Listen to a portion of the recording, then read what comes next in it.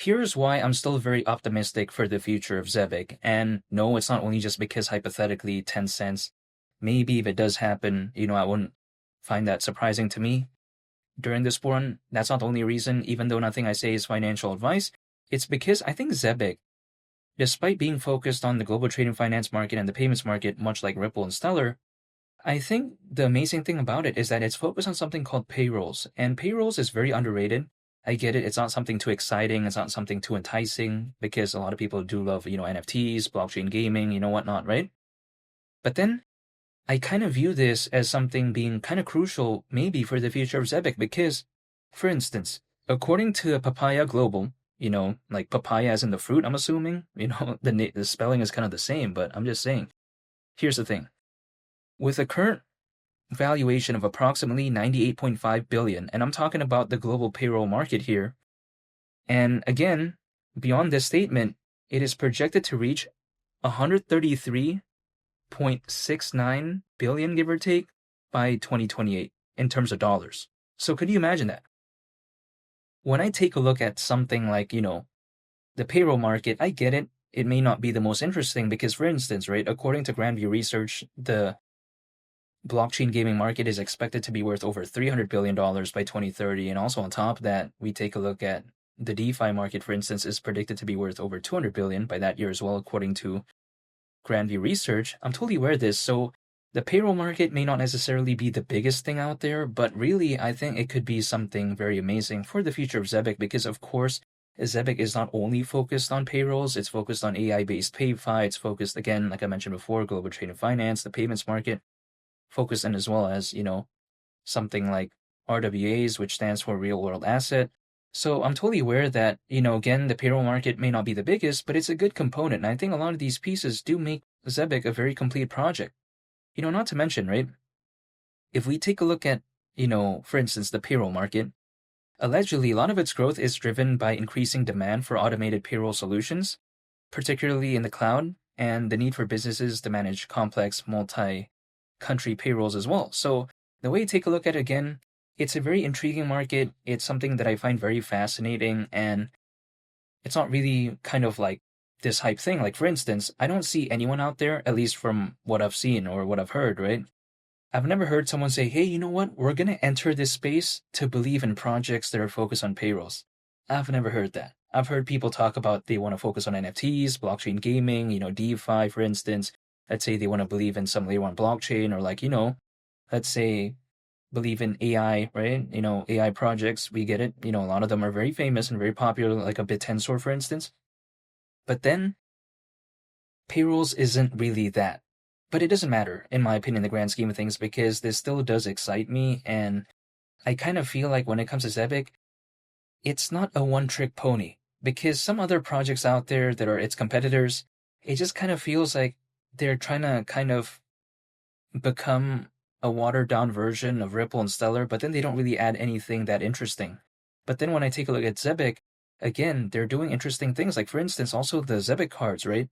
I get it. Zebec is more so focused on kind of like the enterprise market, arguably, I would say.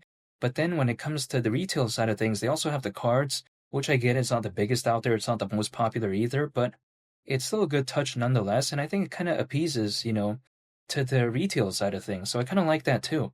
And here's the thing. Some people may think that, oh yeah, when it comes to Zebec, they're focused on payrolls, but they're not really doing anything when it comes to that.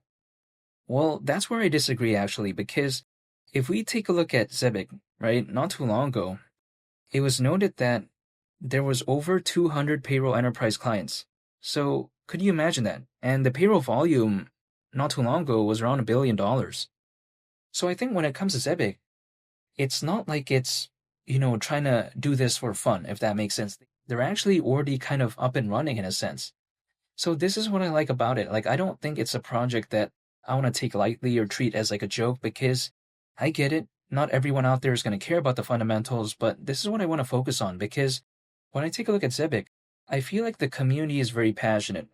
And I think a lot of it is driven through the fundamentals because if we're talking about a meme coin, for instance, a lot of the fundamentals are driven through like the cool factor, the exposure. But when it comes to Zebec, it's a different approach. You know what I mean?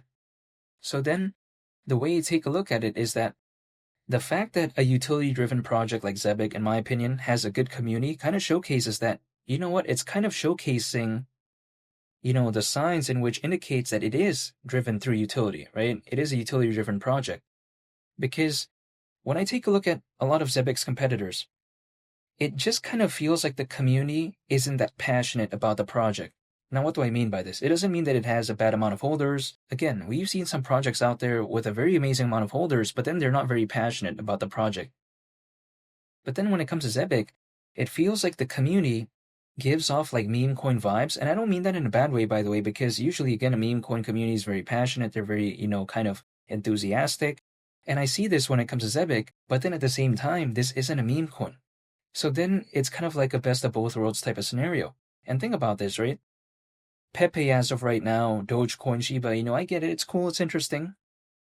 But would I rather acquire that or something like ZBCN right now? Now, if I only had those, options compared to this, hands down, it's going to have to be ZBCN. First of all, market cap is way lower. And I think that really it doesn't have many competitors because if we take a look at something like Zebec, sure, there's XRP, there's XLM, but really beyond that, who are the competitors, right? Of course, there's XCN, XDC, there's also XPR, Swiftcoin, but there isn't like 20 or 30, if that makes sense. So way less competitors, and then at the same time, way lower market cap than those meme coins. This is like a no-brainer for me, and I'm not telling anyone to buy ZBCN, I can only speak on my behalf, but the way you take a look at it is that I get it. Things as of right now, when it comes to altcoins, they're not doing the best. But it's not like ZBCN is the only one that's having a pullback, and not to mention, ZBCN had a pretty good run in and of itself, kind of. Like, the space wasn't doing good at all, really, in the grand scheme of things when it comes to altcoins, and ZBCN still had kind of like a rally of its own.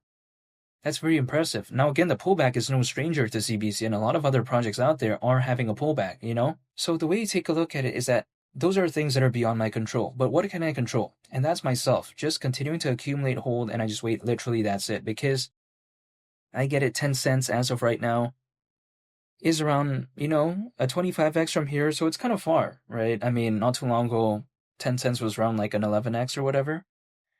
So it's went down by a lot, but I still haven't done, any panic selling when it comes to ZBCN and all this type of stuff. And look, I'm not telling anyone to hold their ZBCN if they don't want to. Like, I'm just only speaking on my behalf, but the way you take a look at it is that, you know what? I'm still going to continue with my strategy, and that's just dollar cost averaging. Literally, that's it. Accumulating whenever I can, however much I can, and just holding and just waiting. Literally, that's it. Instead of me putting it into a savings account, I'm just speaking on my behalf, by the way. No one has to follow what I'm doing, but I'm just saying. Instead of me putting into my, savings account, I just dollar cost average into the projects that I do like, and literally that's it. I don't only hold ZBCN, by the way. I still want to have a diversified portfolio, but I'm just saying, only time will tell. But I'm still staying patient, and 10 cents wouldn't surprise me whatsoever. And make sure to subscribe if you gain value from this video. Greatly appreciate it. It's only the captain, and I'll catch y'all on the next one. I'm out. Peace. Bye.